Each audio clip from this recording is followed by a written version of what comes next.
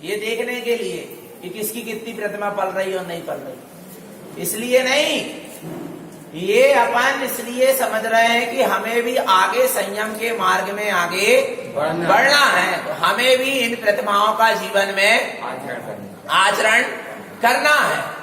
और हमें आचरण करने के लिए क्या करना पड़ेगी? पहले प्रतिमा लेने से पहले प्रतिमा की साधना करनी पड़ेगी। जब तक हम प्रतिमा साधना नहीं करेंगे और हमने प्रतिमा ले ली तो फिर पले और ना पले। परंतु जब हम साधना कर लेंगे, परिपक्व हो जाएंगे, तो प्रतिमा हमारे जीवन में क्या होगी? निरतिचार उसका पालन होगा, फिर दोष नहीं लगेंगे। तो हम ग्रस्त जीवन में रहकर इनकी साधना कर सकते हैं। कल 12 व्रत का अपन ने बहुत अच्छे से स्वरूप समझ लिया। तो दर्शन प्रतिमा अपने निज आत्म स्वरूप का श्रद्धानी दर्शन प्रतिमा है। अपने ज्ञानमय चैतन्य जो प्रतिमा है, असंख्यात प्रदेशी जो ज्ञान मूर्ति है, आत्मा असंख्यात प्रदेशी जो ज्ञान मूर्ति है, चेतनाकार है, वह अपनी दृष्टि में दिखाई देने लगना, दृष्टि में आ जाना, तब उत्पन्न होती है पहली प्रतिमा, दर्शन प्रतिमा। व्रत प्रतिमा 12 व्रतों का पालन करना, 5 अणुव्रत, 3 गुण व्रत और 4 शिक्षा व्रत। इसके बाद अब है सामायिक प्रतिमा। कौन सी प्रतिमा? तीसरी प्रतिमा होती है सामायिक। किसे कहते हैं सामायिक? गाथा क्रमांक 406। ऐसे ही समझ लो, अंतराल मत करो, भगवान माइंड सही रखो, माइक सही हो और ना हो। आ रहा है? सामायिकम नृतम जैने सम संपूर्ण सार्धयम ऊर्ध आर्ध मध्यम चा मनरोधो स्वात्म चिंतनम। क्या कह रहे हैं? सामायिक क्या है? अपन सामायिक करते क्या नहीं करते? 3 टाइम की सामायिक करना चाहिए, 2 टाइम सुबह शाम सामायिक करना चाहिए, और कोई चीज सुबह शाम दोपहर 3 टाइम क्या करते हैं? सामायिक करते। पर सामायिक का मतलब क्या है? माला फेरना, 11 माला कर ली, 12 माला कर ली, करो, मना नहीं कर रहे। माला फेरना अलग है, मंत्र जप करना अलग है, और सामायिक करना अलग है। तो सामायिक आखिर है क्या? तो सामायिक के लिए कह रहे हैं सामायिकम नृतम जैने, जो सामायिक प्रतिमाधारी होते हैं या जिन्हें सामायिक का आचरण करना है, तो उसके लिए कहते हैं सामायिकम नृतम जैने। सामायिक को तो कैसा जानो? नित्य ही जानो। सामायिक यानी समता परिणाम। सामायिक यानी क्या? समता परिणाम। निरंतर हमारे कैसे परिणाम होना चाहिए? समता के परिणाम होना चाहिए निरंतर, उसका नाम सामायिक है। पर ऐसा नहीं है कि निरंतर समता परिणाम है और हम सामायिक के समय सामायिक ना करें। जब सामायिक का समय हुआ तब सामायिक भी करना चाहिए। भगवान हमारे सरकरा आ रहा है। समता परिणाम में रहना, सामायिकम नृतम जैने, सामायिक नित्य ही जानो। जो समता परिणाम में रह रहा उसकी नित्य ही क्या हो रही है? सामायिक हो रही है। पर क्या कह रहे हैं? पर सामायिक के समय भी बैठकर क्या करना? सामायिक सम संपूर्ण साधन। अपने समतामय वीतराग स्वभाव की साधना ही क्या है? सामायिक है। ना कोई से राग, ना कोई से द्वेष। द्रव्य सामायिक, क्षेत्र सामायिक, काल सामायिक और भाव सामायिक। चाहे कोई भी क्षेत्र हो, द्रव्य हो, काल हो, भाव, उनके प्रति हमारे राग द्वेष के परिणाम नहीं होना। सब, कोई भी काल हो, कोई भी क्षेत्र हो, कोई भी द्रव्य हो, कोई भी भाव हो, सबके प्रति कैसा परिणाम होना? समता का भाव होना, समभाव होना। उसका नाम क्या है? सामायिक है। और यदि हमारे राग द्वेष के परिणाम हो रहे हैं, अच्छे बुरे के परिणाम हो रहे हैं, तो अभी सामायिक नहीं हो रहे। सम संपूर्ण साधन, अपने समता में परिपूर्ण स्वरूप की साधना करना, उसमें समा जाना ही क्या है? सामायिक। जब हम दिन भर समता परिणाम रखेंगे तब सामायिक के समय हमारा उपयोग अपने में समाएगा। कई लोग कहते हैं मंत्र जप करने बैठते हैं, उपयोग इधर उधर भागता। क्यों भागता है? क्योंकि आप 24 घंटे में 23 घंटे क्या कर रहे हैं? संसार शरीर भोग में ही उपयोग को लगाए, और 1 घंटे सोच रहे हैं कि हमारा उपयोग आत्मा में नहीं लगेगा। वो तो कोई बातें सब दिमाग में चलती रहेंगी। आ रहा है, इसलिए कह रहे हैं 3 टाइम की समाई करना ना। सुबह 6 बजे सुबह उठा, ब्रह्म मुहूर्त में समाई की, फिर समाई करो, बैठकर आत्मचिंतन करो, अपने समय समाने का प्रयास करो, ध्यान लगाओ। इसके बाद निरंतर उसकी सूरत रखो, निरंतर समता परिणाम रखो, तब आप दोपहर में फिर समाई करने बैठोगे तो आपका उपयोग लगेगा। और समता परिणाम नहीं रहेंगे, राग देश कसाय आदि परिणाम अंदर में चलते रहेंगे दिन भर, तो जिस समय समाई करने बैठोगे वही कसाई परिणाम फिर सामने चलते रहेंगे, दिखाई देंगे। इसलिए कह रहे हैं सामायिकम नृतम जैन, नित्य ही क्या करो? समायिक करो, अर्थात समता परिणाम में रहो। और जिस समय समायिक का समय हो, प्रातः, दोपहर और सायंकाल, तो ऊर्ध्व आर्ध मध्यम च, तीनों लोक से अपने उपयोग को हटाकर मन रोधो स्वात्म चिंतन, मन को क्या करना है? रोकना है। काय से? तीनों लोक से। ना ऊर्ध्व लोक को देखो, ना मध्य लोक को देखो, ना अधो लोक को देखो, निज लोक को देखो। निज लोक का अवलोकन करना सामायिक है। सामायिक के समय हमको किसका अवलोकन करना है? निज का। और जीव काय का कर रहा है? और सुनो, जिनेंद्र भगवान का भी अवलोकन नहीं करना सामायिक के समय। साक्षात जो जिनेंद्र भगवान है, आ रहा नहीं, साक्षात विदेश क्षेत्र में, डुप्लीकेट नहीं, कल्पना वाले नहीं, आ रहा है साक्षात जिनेंद्र भगवान का भी सामायिक के समय ध्यान नहीं होता। स्वात्म चिंतनम, निज लोक का अवलोकन करो। किसका? निज का। परलोक का नहीं, पर वस्तु का नहीं, निज का अवलोकन करना क्या है?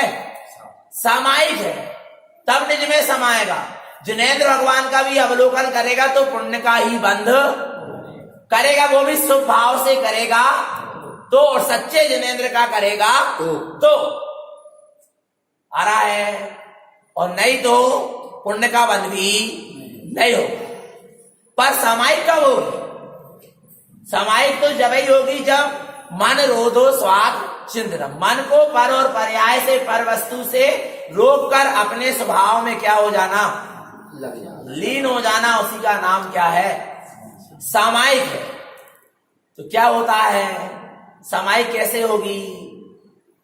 एकाग्र चित्त होकर बैठो। अपन मंदिर विधि में पढ़ते ना, 1 घड़ी 2 घड़ी स्थिर चित्त हो, देव गुरु धर्म को स्मरण करे, तो इस आत्मा को धर्म लाभ हो, कर्मन की क्षय हो, धर्म आराध्य जीव परंपरा से निर्वाण पद को।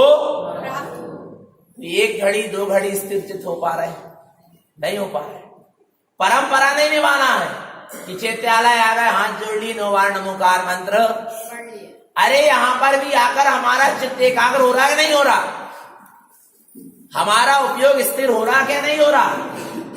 ये देखना, जितना उपयोग स्थिर होगा त्यों त्यों आत्मा के तरफ उपयोग बढ़ेगा, लगेगा, और हमें स्वानुभूति का उदय भी हो जाएगा। तो चित्त क्या होना चाहिए? स्थिर होना चाहिए। काय में? स्वभाव में। तो उसके लिए अभ्यास करना पड़ेगा। इसलिए तीनों समय, प्रातः, दोपहर और शाम को कम से कम 48 मिनट और ज्यादा से ज्यादा 144 मिनट, कम से कम कितने मिनट तो बैठ जाओ? 48 मिनट। 48 मिनट भी नहीं बैठ पा रहा है तो कह रहा है 1 घड़ी 24 मिनट तो बैठो। कर सकते नहीं कर सकते? सुबह दोपहर शाम तीनों टाइम 24-24 मिनट अपनी आत्मा का चिंतन कर सकते नहीं? एकाग्र चित्त हो बैठो, समाने का प्रयास करो।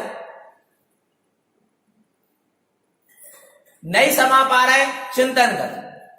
चिंतन नहीं कर पा रहे, हम तो कह रहे हैं मंत्र जप ही कर लो, पर सामायिक के समय में कुछ तो धर्म ध्यान कर लो। कम से कम सामायिक के समय को व्यर्थ में विकथाओं में, राग देश की कथाओं में, पाप विषय आरंभ में व्यतीत मत करो। और सामायिक के द्वारा ही जीव समाधि तक पहुंचता है। क्या कह रहे हैं? क्या कह रहे हैं? सामायिक के द्वारा ही जीव कहां पहुंचता है? समाधि तक पहुंचता है। सामायिक सबसे पहला चारित्र है जो समाधि में लीन कराता है। तो सामायिक करना बहुत जरूरी है। तो सामायिक के समय अपन अपने मन को ऊर्ध्वलोक, मध्यलोक, अधोलोक से रोकें और अपने उपयोग को अपने निज लोक में लगाएं और निज आत्मलोक का अवलोकन करें। ज्ञानी को फुर्सत कहां है अपने आत्मा के अवलोकन से? आत्मा में अनंत गुण और उनकी अनंत पर्याय, उनका अवलोकन करते करते क्या हो जाए? अनंत समय निकल जाए तो भी उसका अंत होने वाला नहीं है। आ रहा है भगवान आत्मा। पर जीव किसका अवलोकन करने में लगा है? पुद्गल के पिंडों का अवलोकन करने में लगा है। आ रहा है। ये सब क्या है? पुद्गल का पिंड। कितना ही देख लो, क्या अवलोकन कर रहा है? सब पुद्गल है। क्या अच्छा है, क्या बुरा है, क्या सुंदर है, क्या खूबसूरत है, क्या बदसूरत है, क्या है? सब पुद्गल का पिंड है, सब झूठा है। और इसी में जीव क्या कर ले रहा है? राग और द्वेष कर ले रहा है। अरे लोग परमात्मा के नाम पर राग द्वेष कर ले रहे हैं। जे हमारे भगवान, ये तुम्हारे भगवान है ही नहीं भी भगवान, ना हमारे और ना आ रहा है, नहीं आ रहा। और एक तो पुद्गल का पिंड भगवान होता ही नहीं है। भगवान तो कौन है?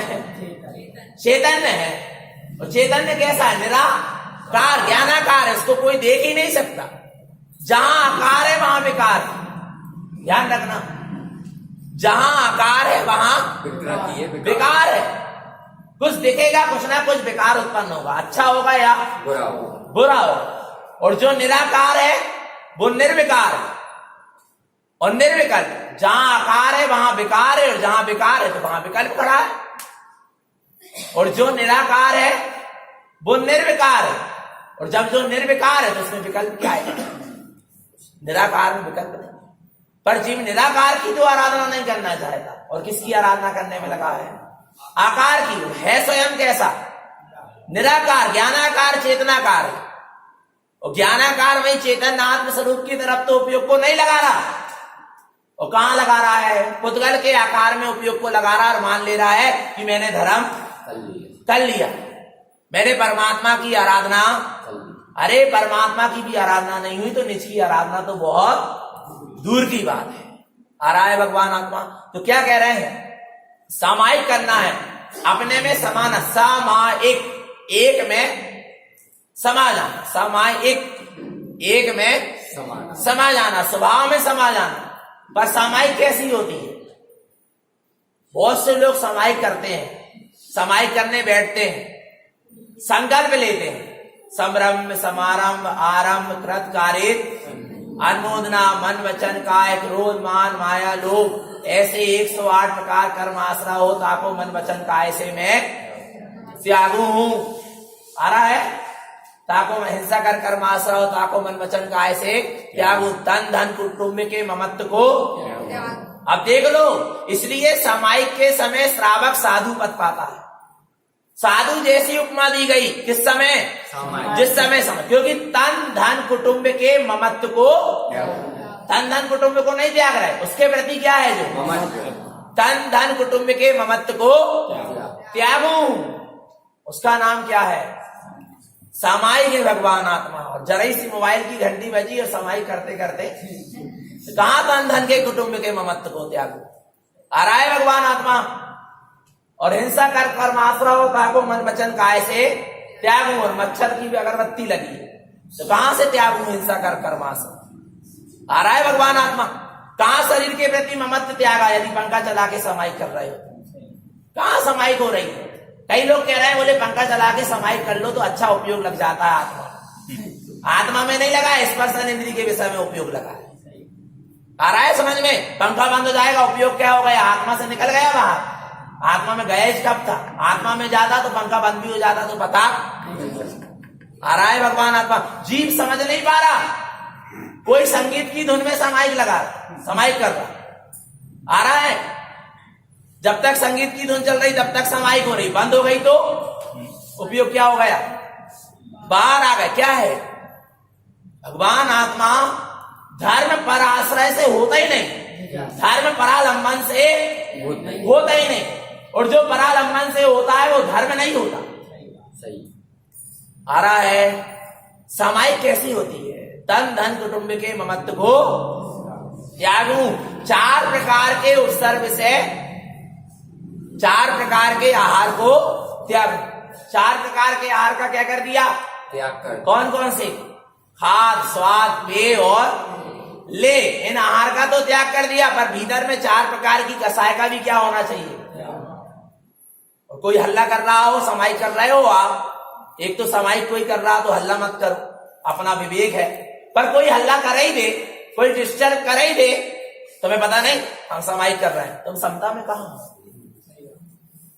आ रहा है? कहां समता परिणाम है? तुम्हें पता नहीं हमारा समाई को समय तो तुम्हें इतनी देर लगा दे। अरे भैया, समता में कहां? समता में रहना क्या है? कोई बात नहीं, थोड़ी देर बात कर रहे आ रहा, पर परिणाम बिगड़ना नहीं चाहिए। और देखने में आता है कि जीव अपनी जो दैनिक क्रिया कर रहा है, शुभ क्रिया, अच्छी बात है, पर शुभ क्रिया करने के पीछे वो अपने क्या कर लेता है? परिणाम बिगाड़ लेता है, उसकी पूर्ति करने के लिए। और जबकि शुभ क्रिया काय के लिए कर रहा था? शुभ परिणाम के लिए, शुभ भाव के लिए, उसी के पीछे क्या कर लिया? परिणाम बिगाड़ लिया। आ रहा है। धर्म क्या है? चेतन आत्मा, परिणामों की विशुद्धता होना, आत्म विशुद्धता होना, उसका नाम धर्म है। क्रिया करने का नाम धर्म नहीं है। समझना भगवान। तो तन धन कुटुंब के ममत्व को त्यागू, 4 प्रकार के उपसर्ग से 4 प्रकार के आहार को त्यागू। 4 प्रकार के उपसर्ग, त्रियंश का तो उपसर्ग, देवकृत उपसर्ग और मनुष्यकृत उपसर्ग और अकस्मात उपसर्ग, इनको अभी क्या कर दिया है? त्याग। अब मच्छर काट रहा है तो आप उंगली से हटा नहीं सकते, क्यों? 4 प्रकार के उपसर्ग का क्या कर दिया? त्रियंश गति का जीव है ना मच्छर, अब वो क्या कर रहा? उपसर्ग कर रहा। सहो, समता में रहो, तब सामायिक है। भगवान आत्मा सामायिक हो जाए एक बार ईमानदारी से तो कल्याण हो जाए, एक ही बार सामायिक हो जाए सही। पर हम बताएं धीरे धीरे होगा, एकदम से हम तो कह रहे बैठो तो सही, बिलाई मच्छर उड़ा दो धीरे से, पर बैठ तो जाओ तुम सामायिक। आ रहा है नहीं आ रहा? नहीं तो उन्होंने कहा इतनी कठिनता आई है, कठिन बात है तो कर ही नहीं रहे समय। हम कह रहे बैठो तो सही 1 घंटा, आधा घंटा, अभ्यास तो धीरे धीरे उपयोग अंदर में जाएगा। नहीं तो बैठना ही बंद कर दिए समय, भैया हमसे तो हो ही नहीं पा रही समय, इतनी कठिनाई है, ऐसा आ रहा है। अभ्यास करो धीरे धीरे। तो क्या कह रहे हैं? तन धन कुटुंब के ममत्व को त्यागू, 4 प्रकार के उपसर्ग से 4 प्रकार के आहार को त्यागू, और क्षेत्र के अवगाहन, आकाश के प्रदेश, जैती काल समाय करूं तेती काल मर्यादा।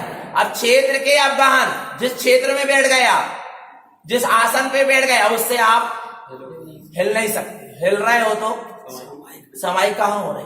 क्षेत्र के अवगाहन, आकाश के प्रदेश, ये आकाश में जितनी अवगाहना में आपने नियम ले लिया, अब आपका हाथ ऐसा भी नहीं हिल सकता, पलक भी झपक नहीं सकती, नहीं तो प्रदेश से बाहर आ जाओगे आप, जितनी आपने मर्यादा ली उससे।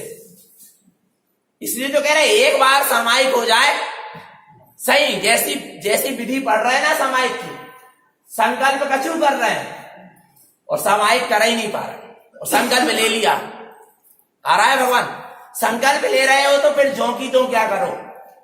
सामायिक करो। मन स्थिर हो, मन शांत हो, वचन से मौन हो और शरीर स्थिर हो, काया स्थिर हो, मन शांत हो और वचन से मौन हो जाओ, इतना तो कर लो, फिर उपयोग अपने आप अपने स्वभाव में चला जाए। तो सामायिक ऐसे करना चाहिए। निरंतर समता परिणाम में रहने का प्रयास करें, वो भी एक सामायिक है। तीनों टाइम बैठकर अपने आत्म स्वरूप का चिंतन करें, वो भी एक सामायिक है। पर अब यहां पर गुरुदेव कह रहे हैं कि सामायिक कैसे नहीं होती, सामायिक करते समय किस किस बात का ध्यान रखना चाहिए। गाथा क्रमांक 407। आलापम भोजनम गच्छम श्रुतम सुखम च विभ्रमम मनोवैकायम शुद्धम सामायिक स्वात्म चिंतनम। सामायिक तो है मन वचन काया की शुद्धता पूर्वक सामायिक अपने स्वभाव में समा जाना, स्वात्म चिंतन। किसका चिंतन करना है? स्वात्मा का, परमात्मा का भी नहीं। और संसार शरीर भोग की बात तो बहुत, कारण स्वामी का भी नहीं। किसका चिंतन करना सामायिक के समय? आ रहा है भगवान आत्मा। एक साधु की समाधि हो रही थी, किसी ने पूछ लिया, साधु की समाधि हो रही थी, बहुत सारे लोग उनके पास पहुंचे और उनसे पूछा, सब लोग संबोध रहे थे, सब साधु संबोध रहे थे। एक विद्वान आया, विद्वान तो अपनी विद्वता बता ही देते हैं, उनको चैन नहीं पड़ती बिना विद्वता दिखाए जो विद्वान होते। तो उनने बोला, महाराज पंच परमेष्टि का स्मरण है क्या? नहीं। तो महाराज क्या कहते हैं? ये पंच परमेष्टि के स्मरण का समय नहीं है, ये तो निज आत्मा में रमण करने का समय है, समाधि का समय है। यदि पंच परमेष्टि का विकल्प आ जाएगा तो समाधि। अब सुनो, जब पंच परमेष्टि का विकल्प आ जाएगा तब समाधि नहीं हो पाएगी। तो जिनको अभी संसार शरीर भोग और दुनियादारी के विकल्प लगे, उनकी कहां समाधि हो पाएगी? जिन्हें मठ आश्रम मंदिर के विकल्प लगे हैं, उनकी कहां समाधि हो पाएगी? जिनको ये विकल्प लगा कि मेरे मरने के बाद इस शरीर का संस्कार इस स्थान पे करना और इस स्थान पे करना और उस स्थान पे करना, जिनको इतने विकल्प लगे हैं, उनको कहां की समाधि? बिना सम्यक, और बिना सम्यक तो बिना संयम के समाधि मरण नहीं होता। भला साधु क्यों ना हो, साधु बनकर क्यों ना प्राण चले। पर यदि सम्यक नहीं है और संयम नहीं है तो समाधि मरण नहीं होगा, नहीं होगा। आ रहा है भगवान आत्मा। आगे देखो, सामायिक कब कब नहीं करना चाहिए, कैसे? सामायिक के समय क्या कारण नहीं करना चाहिए? आलापम, सामायिक के समय वार्तालाप नहीं होना चाहिए। कैसे होना चाहिए? मौन होना चाहिए। और सामायिक करने के पहले भी कम से कम 15 मिनट, आधा घंटा पहले बात करना क्या कर दो, बंद कर दो। नहीं तो जो बातें करोगे फिर सामायिक करने बैठोगे तो वही बातें क्या होंगी, चिंतन में आए। आ रहा है आलाप भोजनम, गरिष्ठ भोजन करके। इसलिए कहते हैं माता बहनों, भगवान आत्मा एक नियम का छूटे बस। आ रहा है आहार क्यों दे रहे हैं? सामने वाले की साधना अच्छे से हो जाए, अच्छे से हो जाए और सामने वाले को प्रमाद आ जाए, साधक को प्रमाद आ जाए, प्रमाद में चला जाए तो वो आहार दान नहीं कहलाया। भगवान आत्मा जिससे साधना क्या हो, अच्छे से। राग की पूर्ति के लिए आहार नहीं दे रहे, तन के पोषण के लिए आहार नहीं दे रहे, साधना अच्छे से हो जाए। गरिष्ठ भोजन करके कभी सामायिक नहीं होगी। आ रहा है हलवा पूरी लड्डू पेड़ा, इनको रबड़ी, इनको खा के कभी सामायिक नहीं हो पाएगी। क्या आएगा? प्रमाद आएगा। और एकदम आहार करके भी सामायिक नहीं करना चाहिए। जैसे एकदम आहार करके आए सामायिक में बैठ गए, सामायिक में मत बैठो, नहीं आलस आएगा ही आहार करने के बाद। उसका एक कारण है कि जो मस्तिष्क में बैक्टीरिया होते हैं, और जब आप भोजन करते हैं तो वो बैक्टीरिया उस भोजन को करने के लिए पेट में जाते हैं, तो आपका सिर क्या होता है, काम करना बंद करता है, जिससे आपको क्या आता है, प्रमाद आता है। ये वैज्ञानिक भी बताते हैं इस बात को। तो क्या कह रहे हैं, वो एकदम भोजन करके भी सामायिक बंद करो। इसलिए तो कह रहे थे 11:15 के पहले क्या करा दो, आहार करा दो, जिसमें पौन घंटा तो कम से कम मिल जाए। और नहीं तो भैया फिर भोजन करके आए, सोच रहे कि सामायिक कर लेंगे, सामायिक क्या, माला तक नहीं जप पाते भगवान। प्रमाद सता जाता। और फिर यदि माला जपते जपते प्रमाद आ रहा है तो अवहेलना हो रही है, सामायिक आ रहा है। इसलिए विवेक से कार्य करना। गरिष्ठ भोजन करके सामायिक मत करो, एकदम भोजन करके सामायिक मत करो। गच्छम, चलते फिरते सामायिक नहीं होगी, हिलते डुलते सामायिक नहीं होगी। ओम नमः सिद्धम, ओम नमः सिद्धम क्या है? कई लोग को देखा ऐसा ही हो जाता ना, बार बार आंख खोल रहा है बंद कर रहा है, सामायिक नहीं। खड़े होके करो पर स्थिर चित्त होके करो। आ रहा खड़े होके भी कर सकते हैं पर स्थिर चित्त हो, हिलना डुलना नहीं चाहिए सामायिक करते समय। चलते फिरते सामायिक नहीं होती। अब कई लोग तो ऐसे ज्ञानी हो गए, टीवी के सामने बैठे, उनसे कहा ये सामायिक को समय होगा, है सामायिक कर लो। अरे हमारे तो समता परिणाम है, और काय के सामने बैठे, हम कोई राग देश थोड़ा ना कर रहे हैं, हम तो कसाय थोड़ा ना कर रहे हैं, हमारे तो बड़े समता परिणाम नहीं, राग के परिणाम चल। राग के परिणाम को समता परिणाम नहीं कहते। लोगों को, जीव को अभी ये भ्रम भ्रांति की जीव द्वेष के परिणाम को तो ये मानता है कि मेरे समता परिणाम नहीं है, द्वेष के परिणाम को, द्वेष के परिणाम को, विरोध के परिणाम को, क्रोध के परिणाम को। पर जो राग परिणाम चल रहा है उसको ये नहीं मानता कि ये बुरे क्योंकि राग के परिणाम में जीव इतना मस्त हो जाता है, चेतन आत्मा 5 इंद्रियों के चाहे शुभ विकल्प हो चाहे अशुभ विषय हो, दोनों से क्या होना चाहिए?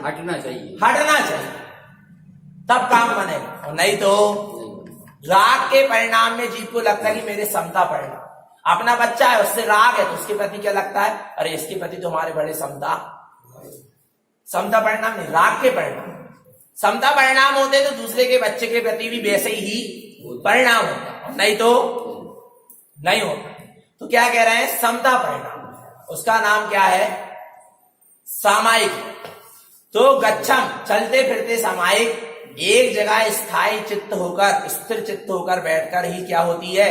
सामायिक होती। सुखम, शोकम चा विभ्रमम, अर्थात अपन ने शोक आदि की बात क्या कर ली, सुन ली कि वे शांत हो गए, वहां एक दुर्घटना घट गई, वहां एक्सीडेंट, अब आप सामायिक करने बैठोगे तो अब आपका मन नहीं लगेगा ना, उपयोग नहीं लगेगा। शोक आदि की बात सुनकर भी सामायिक करने नहीं बैठना चाहिए। आ रहा है आत्मचिंतन करो, भेद विज्ञान करो, 12 भावना पढ़ लो, वो बात एक अलग है, परंतु आपका मन नहीं लग पाएगा। ऐसे खूब तीव्र राग के प्रसंग को भी सुनकर और खूब तीव्र दुख के प्रसंग को भी सुनकर सामायिक नहीं हो पाती। जब विभ्रम और भ्रम भ्रांति है यदि भीतर में तो भी सामायिक नहीं हो पाएगी। आ रहा है कि ये सही है क्या? इसलिए सबसे पहला तो निसंकित अंग है, इसलिए दर्शन प्रतिमा है। और दर्शन प्रतिमा में सम्यक दृष्टि कैसा होता है? निसंग होगा, उसी की वृत्त प्रतिमा पलेगी और उसी की सामायिक आदि सारी प्रतिमा पलेगी। निसंग होना चाहिए, और नहीं तो काम नहीं बनेगा। तो मन नो वय काय हृदयम शुद्धम, मन वचन काय का निरोध करके अपने हृदय को क्या करें? शुद्ध करें। सामायिक स्वात्म चिंतन, और अपने आत्मा का क्या करें? चिंतन करें, उसका नाम सामायिक प्रतिमा है। तो सामायिक जैसे बन सके वैसा अपन अभ्यास करें, कम से कम 2 टाइम की सामायिक तो करें। अरे हम कह रहे हैं जब समय मिले तभी बैठ जाओ अपने स्वरूप की आराधना के, है क्या नहीं? पर सामायिक समय से करना चाहिए। सामायिक का समय, ध्यान का कोई समय नहीं। ध्यान तो आप 24 घंटे कभी भी लगा सकते हो, और लगाना नहीं पड़ता, ध्यान लग जाता है। किसी एक चीज की रुचि हो गई, उसके चिंतन में भिड़ जा, धीरे से क्या हो जाएगा? ध्यान हो जाए। पर सामायिक ध्यान की सिद्धि के लिए ही सामायिक का अभ्यास होता है। सामायिक करते करते क्या हो जाता है? ध्यान हो जाता है।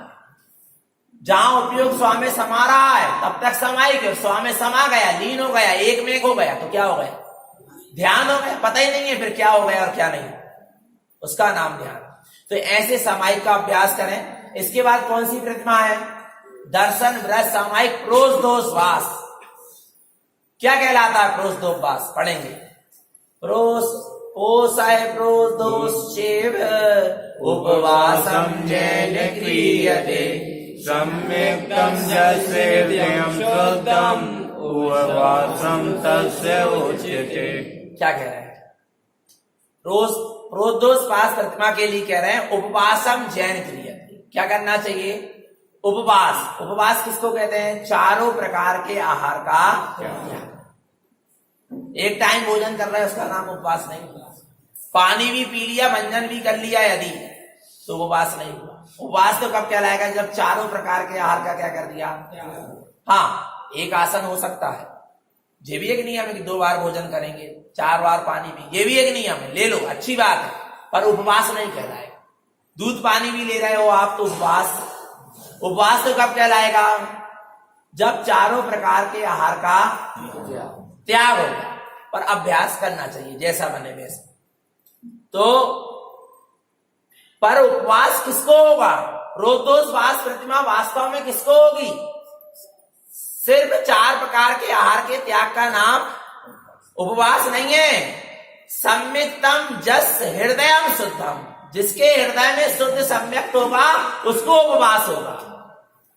वास्तविक उपवास, सच्चा उपवास। उपवासम तस उच्यते, उसके लिए उपवास कहा गया जिसके हृदय में क्या है? सम्यक्त। क्योंकि उप यानी निकट, और वास यानी उसमें निवास करना, स्थिर हो जाना। सबसे निकट क्या है? अपने आत्मा, और उसमें क्या हो जाना? स्थिर हो जाना, उसमें वास करना। अपनी निज आत्मा में क्या करना? वास करना, उसका नाम क्या है? उपवास। फिर बाहर में 4 प्रकार के आहार की बात क्यों की गई?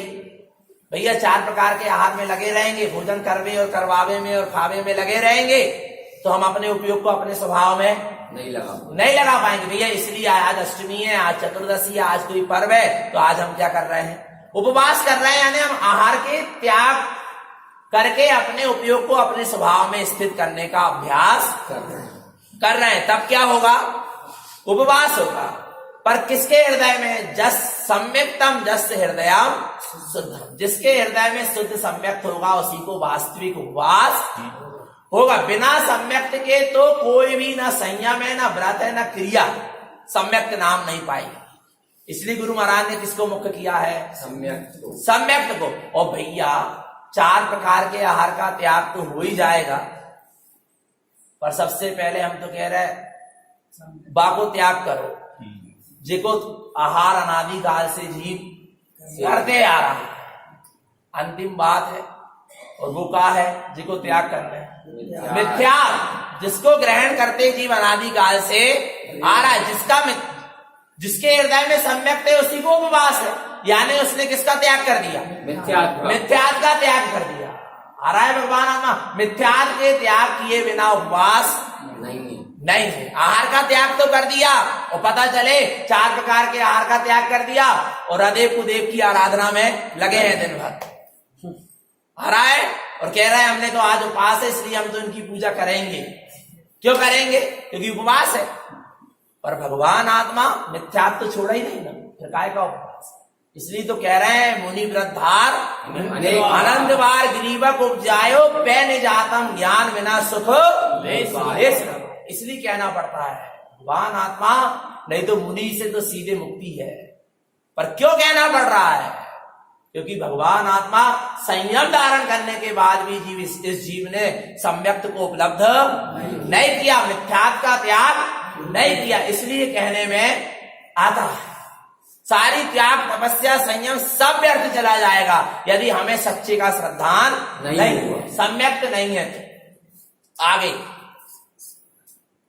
संसारे विरतिते जैने शुद्धत्वं च साधयम् शुद्ध दृष्टि स्त्रीभूतम् उपवासं तस्य उच्यते।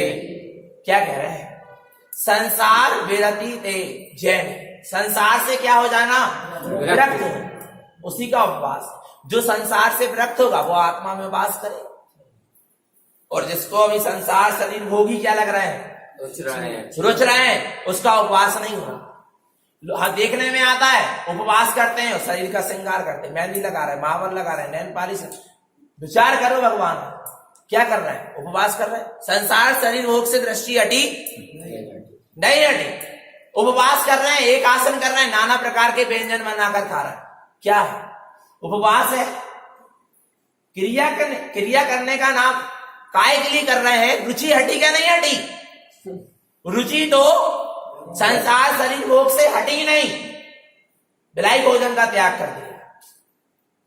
आ रहा है, इसलिए कह रहा है संसार से विरक्ति होना, संसार शरीर भोग से दृष्टि क्या हो जाना? हट जाना। शुद्ध तत्वम च साधना, और शुद्ध आत्म तत्व की साधना करना। शुद्ध आत्म तत्व की साधना के लक्ष्य से उपवास आदि क्रिया करना। आ रहा है। शुद्ध दृष्टि स्त्री भूतम, शुद्ध दृष्टि स्त्री भूतम, अपनी दृष्टि शुद्ध स्वरूप में क्या हो जाना? स्थिर हो जाना। उपवासम तत्सुच्यते, उसके लिए क्या कहा गया? उपवास कहा गया। उसको होगा सच्चा क्या? उपवास। आगे, उपवासम ईक्षणम कृत्वा जिनोक्तम ईक्षणम यथा भक्ति पूर्वम च ईक्षन्ते तस्य हृदय समाचरेत्। क्या कह रहे हैं? उपवासम ईक्षणम कृत्वा, उपवास करने की इच्छा है क्या नहीं है? होती नहीं होती? होती है। अभी 10 दिन पर्यूषण पर्व में सबकी क्या इच्छा भाई? क्या कर ले? एक आसन कर ले, उपवास कर ले, एक आसन कर ले, अच्छी बात। उपवास करने की भावना हो रही, इच्छा, पर कैसी करना? जिन उक्तम इक्षणम यथा, जैसी जिन्हें परमात्मा ने उपवास को कहा है वैसे उपवास करने की इच्छा करो, अर्थात आत्मा में वास करने की इच्छा करो जैसा जिन्हें भगवान ने कहा है। और उपवास कर रहे हो तो भक्ति पूर्वम च इक्षन्ते, भक्ति पूर्वक उत्साह पूर्वक उपवास करो। क्यों? आज के दिन तो मेरा आत्मा में रमण होगा, आज के दिन तो मेरे सारे पाप आरंभ का त्याग होके मैं अपने स्वरूप में आचरण करूंगा। ऐसे उत्साह पूर्वक क्या करो? उपवास करो। रोध होके उपवास मत करो। क्या होता है कई बार भगवान आत्मा जीव क्या करता है? अब तो नियम ले ही लाए, अब सुबह कब होएगी, दिन कब निकलेगो। भगवान आत्मा आ रहा है, रोध होके उपवास मत करो। अरे तुम्हें पता नहीं आज हमारा उपवास है, हमें परेशान कर रहे। क्या है? काय के लाने उपवास? तो भगवान परिणामों की संभाल के लिए, और उसी में क्या कर रहे हैं अपन? कसाय भाव कर रहे हैं। आ रहा है, जिस दिन उपवास है उस दिन पाप आरंभ का त्याग करके पूरा दिन भर अपना कैसा जाना चाहिए? धर्म ध्यान में जाना चाहिए। जब तो हमारा उपवास करने का पता चले 4 प्रकार के आहार का त्याग है, शरीर चल नहीं रहा, जी चल नहीं रहा, सो रहे हैं दिन भर, काय का उपवास? स्वाध्याय न चिंतन न मनन न मंत्र, जब कुछ नहीं हो रहा तो फिर काय का उपवास? आ रहा है भगवान आत्मा। तो क्या है? उपवास कर रहे हैं तो हमारा धर्म ध्यान में भी उपयोग लगना चाहिए, तब क्या कहलाएगा? भक्ति पूर्वक उपवास करो। देखो लिखा है, एक तो अपने स्वभाव की भक्ति होना, उत्साह होना, तो अपने आप सहज में उपवास हो जाएगा। और भक्ति पूर्वम च इक्षन्ते, अर्थात व्यवहार में पूर्व की अर्थात जिनवाणी की क्या करो? भक्ति करो। और अंतरंग में अपने स्वरूप की भक्ति करो। बोले भक्ति का मतलब क्या है? नाचना कूदना, ढोल धमाका बजाना, जयकारा लगाना, लगाओ, अच्छी बात है, मना नहीं करते। पर देखो क्या लिखा? भक्ति तस् हृदयम समाचर, स्वभाव में आचरण करना ही क्या है? भक्ति है। यदि स्वभाव में जरा सा भी आचरण हो रहा है तो सच्ची भक्ति है। वो भक्ति है जिससे मिथ्या बुद्धि भक्ति है। आ रहा है? वो भक्ति है जिससे मिथ्या बुद्धि भक्ति है, कसाय बुद्धि भक्ति है, पाप बुद्धि भक्ति है। उसका नाम क्या है? भक्ति है। और भक्ति कर रहे हैं, हिंसा कर रहे हैं, पाप कर रहे हैं, कसाय कर रहे हैं, मिथ्यात्व का सेवन कर रहे हैं, फिर काय की भक्ति? आ रहा है भगवान, भगत बनो पर सच्चे बनो। आ रहा है, स्वभाव की भक्ति करो, व्यवहार में सच्चे देव गुरु शास्त्र की भक्ति करो, पर सच्ची भक्ति करो, आडंबर क्रिया कांड वाली नहीं। आगे, उपवासम व्रतम शुद्धम शेषम संसार तिक्तयम पक्षितो देखते आर्यम अनशन उपवास उच्यते। क्या कह रहे हैं? उपवासम व्रतम शुद्धम शेषम संसार तिक्त है। बस जिसने एक बार भी अपने स्वभाव में स्थिर होकर उपवास कर लिया तो अब उसका संसार कैसा है? छूट जाने वाला है, कुछ ही संसार शेष बचा है, उसको मुक्ति श्री का मिलन होने वाला है।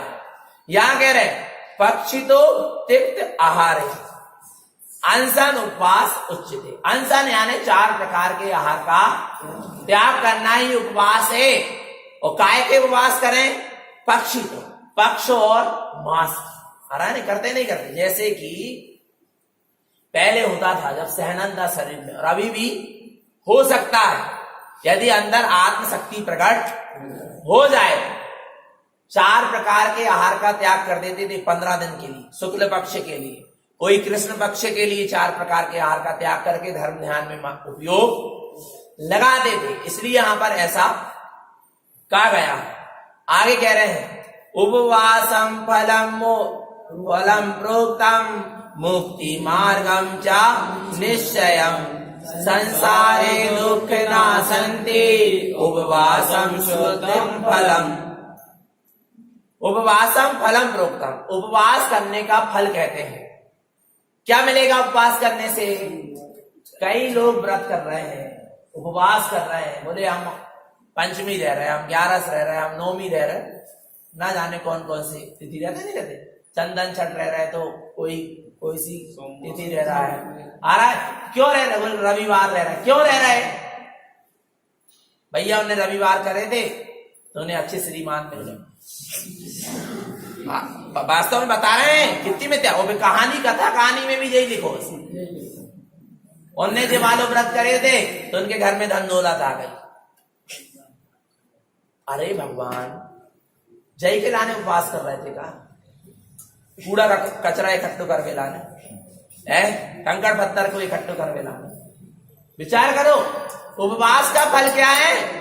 मुक्ति मार्गम चा निश्चय, मुक्ति में जाएगा, इसमें कोई संशय नहीं है जो उपवास करेगा। मुक्ति में जाने के लिए, कर्मों के बंधन से मुक्त होने के लिए हम क्या कर रहे हैं?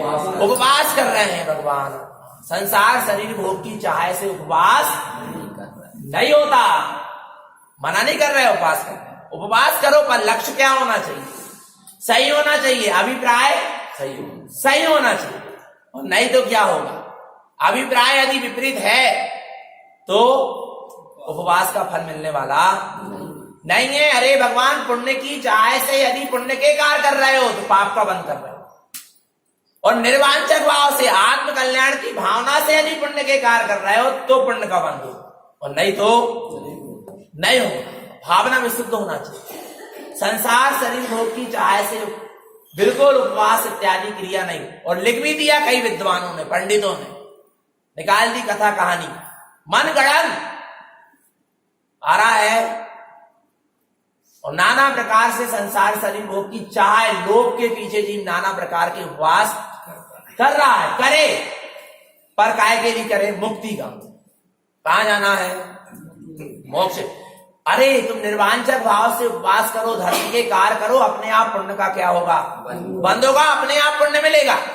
पुण्य की चाहे अन्य भोगे तो अन्य तो मिलेगा ही मिलेगा, और साथ में भूसा मिलेगा। और अन्य तो मिलेगा कम और भूसा मिलेगा ज्यादा। पर कीमत किसकी है? भूसा की कोई कीमत नहीं है। ऐसे ही निर्वांछक भाव से, स्वभाव के आश्रय से उपवास करो, धर्म के कार्य करो, जिससे क्या होगा? सहज में पुण्य रूपी भूसा मिलेगा। पर उसकी कीमत कितनी? कुछ नहीं है, सब संसार ही है उसका फल। आत्म कल्याण की भावना से उपवास करोगे तो मुक्ति मिलेगी। संसारे दुख नाशितम, संसार के दुख का क्या हो जाएगा? नाश हो जाएगा। उपवासम शुद्धम फलम, यही उपवास का शुद्ध फल है, वास्तविक फल है। आगे, सम्मित बिना व्रतम जैने तपम अनादि कालयम उपवासम मास पक्षम चा संसारे दुख दारुणम। क्या कह रहे हैं? माह भर के, पक्ष भर के, 15 दिन के, महीना भर के उपवास कर लिए, फिर भी संसार के दुख से जीव नहीं छूटा। क्यों? सम्यक्त बिना व्रतम जय, सम्यक्त के बिना सारे व्रत क्या हैं? बेकार। सबसे पहले तो क्या होना, सम्यक होना, यानी सच्चा श्रद्धान होना, व्यवहार में सच्चे देव गुरु शास्त्र का, निश्चय में नित शुद्धात्मा का। और हम तो कह रहे हैं निशुद्धात्मा का नहीं हो पा रहा श्रद्धा, पर निशुद्धात्मा के आत्म कल्याण की भावना तो होनी चाहिए। व्यवहार में सच्चे देव गुरु शास्त्र का श्रद्धान तो होना चाहिए। फिर व्रत नियम संयम का पालन कर रहे हो तो सब सार्थक, और नहीं तो कोई सार्थक नहीं है। हम नहीं कह रहे, जाते जाते कह रहे हैं कि हम नहीं कह रहे। कौन कह रहे हैं? जिनेंद्र भगवान कह रहे हैं, भगवान आत्मा सदगुरु कह रहे हैं वस्तु स्वरूप ही ऐसा है। जिनेंद्र भगवान भी क्या कह रहे हैं? वस्तु स्वरूप ही ऐसा। इसलिए जिनेंद्र भगवान ने जो का त्यों बताया है। सम्यक के बिना व्रतम जैने तपम अनादि काल। सम्यक के बिना कितने व्रत ले लो, अनादि काल तक तप करते रहो, अनादि काल तक। अनादि काल हम लिखा है, भगवान आत्मा तपस्या करते रहो, परंतु उपवासम मास पक्षम चा, माह भर के पक्ष भर के 15 दिन के भी उपवास कर लो, संसारे दुख दारुण। क्या मिलेगा? संसार के भयानक दुख ही मिलेंगे, मुक्ति मिलने वाली, क्योंकि सम्यक नहीं। दोष उपवास, दोष व्रत का नहीं है, दोष तप का नहीं है कि तप करने से संसार के दुख मिल रहे, पर तप हो रहा है, व्रत हो रहा है, पर मिथ्यात्व के साथ हो रहा है, इसलिए संसार के दुख मिले। और बे त्याग व्रत तपस्या सम्यक के साथ हो जाए तो मुक्ति मिल जाएगी। और सम्यक कहाँ है? कहाँ जाना है सम्यक प्राप्त करने? कौन सी पहाड़ी में जाना है? सेमरखेड़ी जाना, शिखर जी, कौन से मंदिर में जाना, कहाँ जाना है? बोलो, कौन से भगवान का उपवास करना? बोले आज हम पारसनाथ भगवान का उपवास। अरे तो हम चंदा प्रभु जी का उपवास, माने विचार करो, आज सोमवार है तो सुब्रतनाथ भगवान का दिन है, शनिवार को फलाने भगवान का दिन है, रविवार को पारसनाथ भगवान का दिन है। अरे भगवान का दिन कौन सा है? कितनी जीव की मिथ्या मानता बन गई देव गुरु शास्त्र के नाम पर ही, धर्म के नाम पर। गुरुदेव कह रहे हैं शनिचर, आदित्यवार, सोमवार, मंगलवार, बृहस्पतिवार, शुक्रवार, शनिचर, रमण चतुष्टय उत्पन्न। तुम चाहो तो कोई भी दिन अपने स्वरूप में रमण कर सकते हो, अपने प्रभु की आराधना कर सकते हो जब चाहो तब। भगवान आत्मा फिर भी जीवों ने जो बंधन से मुक्त हो गए उन्हें भी बंधन में बांध लिया, और उन्हें बंधन में बांध नहीं सकता, पर अपनी मिथ्या बुद्धि से अपनी आत्मा को ही बंधन में बांध लिया। विचार करो, आगे देखो क्या कहते हैं। तो सम्यक के बिना सारे व्रत तपस्या व्रत आदि उपवास आदि सब व्यर्थ है। उपवासम एक शुद्धम चा मन शुद्धम तत्व साधयम मुक्ति श्रेयम पदम शुद्धम प्राप्तम तत्र नाश संशय। उपवासम एक शुद्धम चा, उपवास तो सच्चा वही है, शुद्ध उपवास तो वही है जहां मन शुद्धम तत्व साधयम, जहां मन की शुद्धता होती है, आत्म तत्व की साधना होती है, उपयोग अपने स्वभाव में वास करता है, स्थित होता है। मुक्ति श्रेयम पथम शुद्धम, जिससे जीव का मोक्ष का मार्ग शुद्धता पूर्वक बनता है। प्राप्तम तत्र न संशय, और मुक्ति मिलती है, इसमें कोई संशय नहीं है। पर सम्यक सहित उपवास करने से तो ये किसका वर्णन हुआ? उपवास, क्रोध दोष वास प्रतिमा का वर्णन हुआ। इसके बाद है सचित्त त्याग प्रतिमा। सचित्त त्याग क्या है? गुरु महाराज ने सचित्त त्याग न कहकर सचित्त प्रतिमा कही। सचेत और सावधान रहना किसके प्रति? स्वभाव के प्रति। उसका नाम क्या है? सचित्त प्रतिमा। और जिसमें जीव राशि है, ऐसी हरित वस्तु का क्या करना? त्याग करना, उसका नाम है सचेत त्याग। दोनों बात कही। तो सचेत और क्या रहो? सावधान रहो। देखो लिखा है सचित चिंतनम कृत्वा चेतयन्ति सदा बुधे। अपने चेतन आत्मा का क्या करें? चिंतन करें। उसका नाम क्या है? सचित प्रतिमा है। और अचेतम असत्य तिक्तम चा, सचित प्रतिमा उच्चति। किसका? जो क्षणभंगुर है, नाशवान है, असत्य अचेतन है, उसकी मानता का क्या करें? त्याग कर। त्याग करें। तब तो सचित त्याग प्रतिमा है। और जड़ अचेतन की आराधना कर रहे हैं तो अभी सचित त्याग प्रतिमा कहां है? चाहे साधु का है भगवान आत्मा। अपने आत्म स्वरूप का चिंतन करना, अपने चेतन आत्मा की आराधना करना, सुरत रखना, सचेत, अपने आप में सचेत और सावधान रहना, उसका नाम क्या है? सचित प्रतिमा है। और अचेतन आदि असत्य पुद्गल आदि पर पदार्थ के प्रति मिथ्या मान्यता का त्याग होना, तब सचित प्रतिमा कही गई। आगे कह रहे हैं सचित्तम हरितम जैने तिष्ठते न विरोधनम चेतवस्ति संपूर्ण सन्मूर्छनम चा तिष्ठते सदा बुधे। क्या कह रहे हैं? सचित हरितम जैने तिष्ठते न विरोध। क्या करना चाहिए? सचित वस्तु का त्याग करना चाहिए। सचित वस्तु यानी हरित वस्तु। हरित वस्तु यानी जिसमें जीव राशि उत्पन्न होती है, इसका क्या करना? त्याग करना। विरोध न, उन जीवों की विराधना नहीं करनी।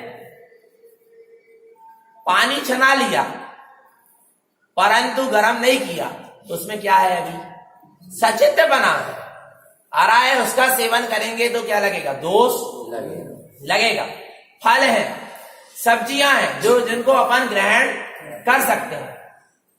अरा अभक्ष है जो आलू प्याज गाजर इत्यादि, जमीकंद है, भिंडी है, आदि और भी जो सब्जियां हैं वो भी है, पत्ता गोभी है, ये तो अभक्ष है ही।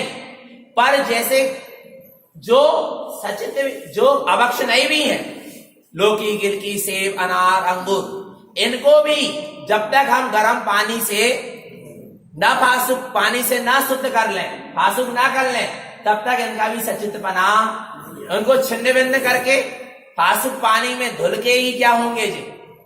गरम करके ही क्या होंगे? फासुक होंगे। और प्रासुक वस्तु का ही क्या करना? सेवन करना। और नहीं तो सचित वस्तु का सेवन करने का क्या लगेगा? दोष लगेगा। दोष लगेगा। आ रहा है भगवान आत्मा, इसलिए विवेक से कार्य करना चाहिए।